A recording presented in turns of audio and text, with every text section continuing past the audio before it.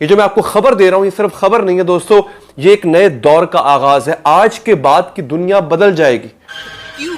क्या हुई? दोस्तों, ईरान ने अमेरिका पर हमला कर दिया है। माय गॉड, माय गॉड,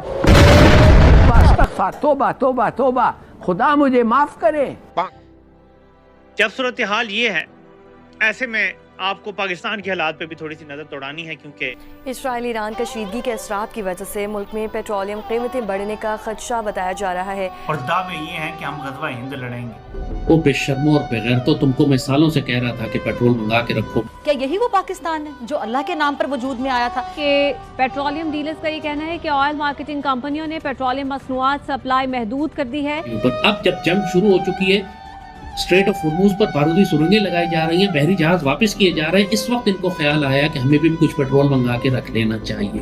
अगर लाहौर से बाहर डीजल की कमी की शिकायत आ रही हैं, पेट्रोल की शिकायत सामने आ रही है। पाकिस्तान में अगर आज तेल की कीमत 260 रुपए के आसपास है तो वो बढ़कर 350 रुपए तक भी पहुंच सकती है। कहते हैं ना, बातें करोड़ों की, दुकान पकौड़ों की, ये हाल है मेरे पाकिस्तान में। मैं आपको क्या बताऊं कि ईरान ने ये भी तबाह कर दिया, वो तबाह कर दिया, हम खुद तबाह हुए पड़े। हाय, लेकिन मैं इनसे पूछना चाहती हूँ कि क्या इन्होंने कभी ये जानने की कोशिश की है कि भूख की तड़प और कतारों में खड़े होकर हाथ फैलाने की जो जिल्लत है, ख्वारी है, वो क्या होती है?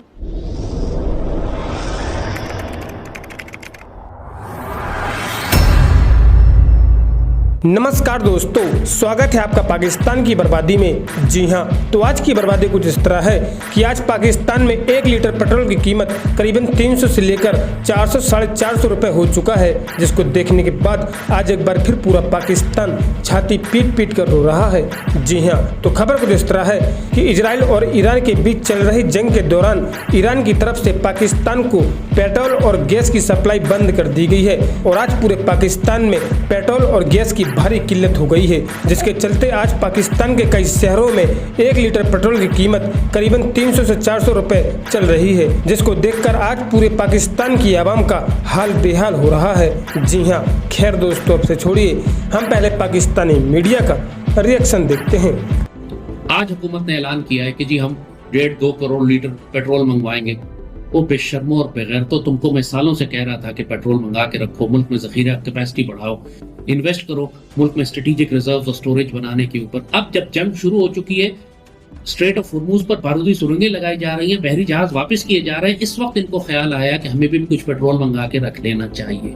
ये लेवल है इन लोगों का जो आप पर हुक्मरानी करते हैं। ये आपको कुत्तों के आगे बेच के मुल्क से निकल जाएंगे। ये फैसला करने वाले लोग हैं साहिब इक़्तिदार और इख्तियार और अशराफिया, जिनके जिम्मे मुल्क और कौम और उम्मत और आने वाली नस्लों की तकदीर आपने हवाले की हुई है।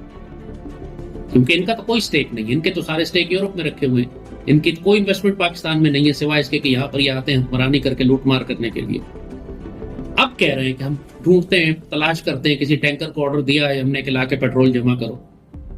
अस्तग़फिरुल्लाह रब्बिल आलमीन। ना मुल्क में फूड रिजर्व इन्होंने रखे, ना इन्होंने फ्यूल रिजर्व रखे, ना स्टोरेज कैपेसिटी बढ़ाया, ना कौम को सिविल डिफेंस के लिए तैयार किया, ना नेशनल कैडेट कोर्स शुरू किया, ना नेशनल गार्ड शुरू किया, ना वुमेन्स गार्ड शुरू की, ना मुल्क में सिविल डिफेंस को ऑर्गेनाइज किया, और ये हुक्मरान है आपके। बहरहाल अब जो पाकिस्तान का नसीब, इस कौम ने यही सियासतदान और यही जमहूरियत पसंद की है, तो इसका अजाब तो फिर तुम पर आएगा यार। तो आज ये सूरत हाल हम यहां तक पहुंचे हुए, जैसे हमने कहा कि बहुत कुछ अननोन है, अभी बहुत सी चीजें वाइल्ड कार्ड्स हैं, अनप्रेडिक्टेबल हैं। लेकिन एक बात जो बिल्कुल वाज़ेह है कि ये जंग जो भड़की है, अब ये फैलेगी।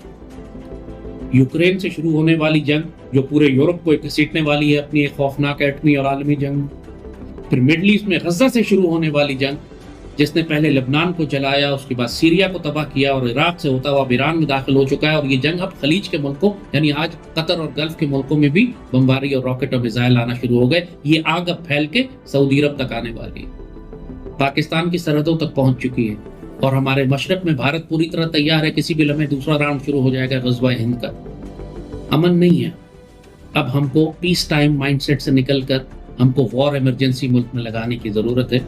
संजीदगी से पूरी कौम को जंग के लिए तैयार करें, मुल्क में वो तमाम असासे और एसेट्स तैयार करें जो किसी कौम को लॉन्ग टर्म जंग लड़ने के लिए जरूरत होती है। मुल्क में एक भी एयर रेड शेल्टर नहीं है किसी भी शहर में, कि बमबारी हो तो अवाम जाके वहां नीचे छुप जाए। इन्होंने सिर्फ मरने के लिए मुर्गियों को छोड़ दिया।